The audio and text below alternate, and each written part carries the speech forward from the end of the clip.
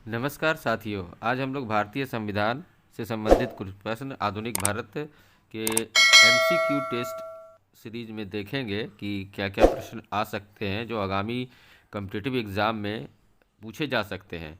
और इन सारे प्रश्नों को आप देखेंगे तो प्रीवियस एग्ज़ाम में कई बार ये सारे प्रश्न आ चुके हैं, तो ज़्यादा समय ना बर्बाद करते हुए टेस्ट को शुरू करते हैं। और पहला जो प्रश्न है, भारत के राष्ट्रपति के विरुद्ध महाभियोग कौन लगा सकता है। मतलब जो राष्ट्रपति है उसके विरुद्ध महाभियोग लगा के उसे कौन हटा सकता है। तो ऑप्शन है ए संसद, बी उच्चतम न्यायालय, बी प्रधानमंत्री या फिर डी मंत्रिमंडल। वीडियो को अंत तक जरूर देखिए साथियों, काफ़ी महत्वपूर्ण प्रश्न आ रहे हैं। ऑप्शन नंबर ए संसद भारत के राष्ट्रपति के विरुद्ध महाभियोग लगा सकता है। प्रश्न संख्या 2 है, किस व्यक्ति के प्रथम बार कार्यकारी प्रधानमंत्री के रूप में पदभार संभाला था। मतलब वह कौन से व्यक्ति थे जिन्होंने प्रथम बार कार्यकारी प्रधानमंत्री के रूप में पदभार संभाला था, उसका नाम आपको यहाँ पर बताना है। ऑप्शन है ए सरदार पटेल, बी गुलजारी लाल नंदा, सी टी.एन. पाई और डी कामराज। जो भी सही जवाब है कमेंट करिए। Option number B Gulzari Lal Nanda ने प्रथम बार कार्यकारी प्रधानमंत्री का कार्यभार संभाला था। प्रश्न संख्या 3 है, भारतीय संविधान में नीति निर्देशक तत्व को लिया गया है। मतलब भारतीय संविधान में जो नीति निर्देशक तत्व लिया गया है वो किस संविधान को देख करके वहाँ से चुना गया है, उठाया गया है। ऑप्शन नंबर ए संयुक्त राज्य अमेरिका के संविधान से, बी ब्रिटिश संविधान से, सी आयरलैंड के संविधान से या डी ऑस्ट्रेलिया के संविधान से। तो ये नीति निर्देशक तत्व आयरलैंड के संविधान को देख करके लिया गया है। 4 नंबर प्रश्न है, संसद के दोनों सदनों की संयुक्त बैठक की अध्यक्षता कौन करता है। दोनों सदनों की अध्यक्षता कौन करता है संयुक्त बैठक की। तो ऑप्शन है ए लोकसभा सदस्य, बी राज्यसभा का सभापति, सी भारत का उपराष्ट्रपति या फिर डी भारत का राष्ट्रपति। पीडीएफ प्राप्त करना अगर आप चाहते हैं तो आप हमारे टेलीग्राम व्हाट्सएप चैनल को ज्वाइन कर सकते हैं, लिंक डिस्क्रिप्शन में है। ऑप्शन नंबर ए लोकसभा अध्यक्ष संसद की दोनों बैठक का संयुक्त अध्यक्षता करता है। 5 नंबर प्रश्न है, पंचायती राज के चुनाव में खड़े होने के लिए एक व्यक्ति की आयु कितनी होनी चाहिए।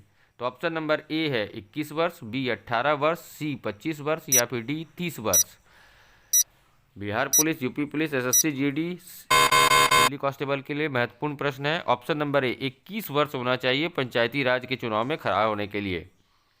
6 नंबर प्रश्न है, संविधान प्रारूप समिति के समक्ष प्रस्तावना का प्रस्ताव किसने रखा था।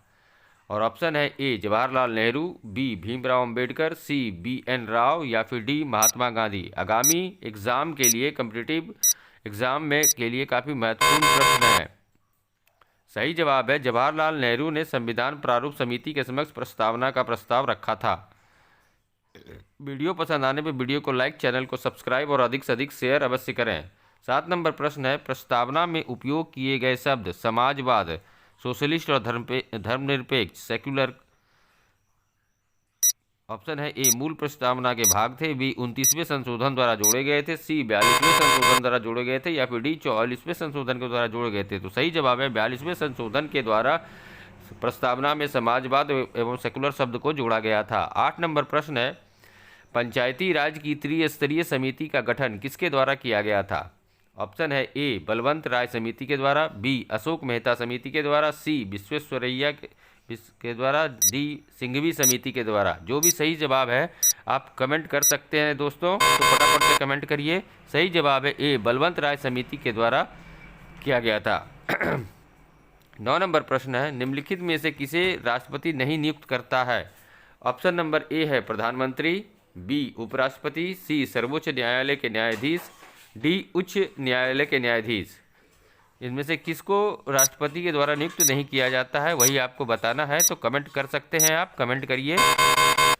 सही जवाब है इसका प्रधानमंत्री को राष्ट्रपति के द्वारा नियुक्त नहीं किया जा सकता है, क्योंकि वो तो डायरेक्ट चुनाव के द्वारा आता है। 10 नंबर प्रश्न है, राष्ट्रपति को शपथ कौन दिलाता है। राष्ट्रपति जो हैं उनको शपथ दिलाने का कार्य कौन करता है। तो ऑप्शन है ए सर्वोच्च न्यायालय के मुख्य न्यायाधीश, बी प्रधानमंत्री, सी उपराष्ट्रपति या फिर डी लोकसभा अध्यक्ष। कॉम्पिटिटिव एग्जाम में ये सारे प्रश्न आते ही आते हैं, 1 से 2 नंबर आपका पक्का है इसमें। सही जवाब है ए सर्वोच्च न्यायालय के मुख्य न्यायाधीश राष्ट्रपति को शपथ दिलाता है।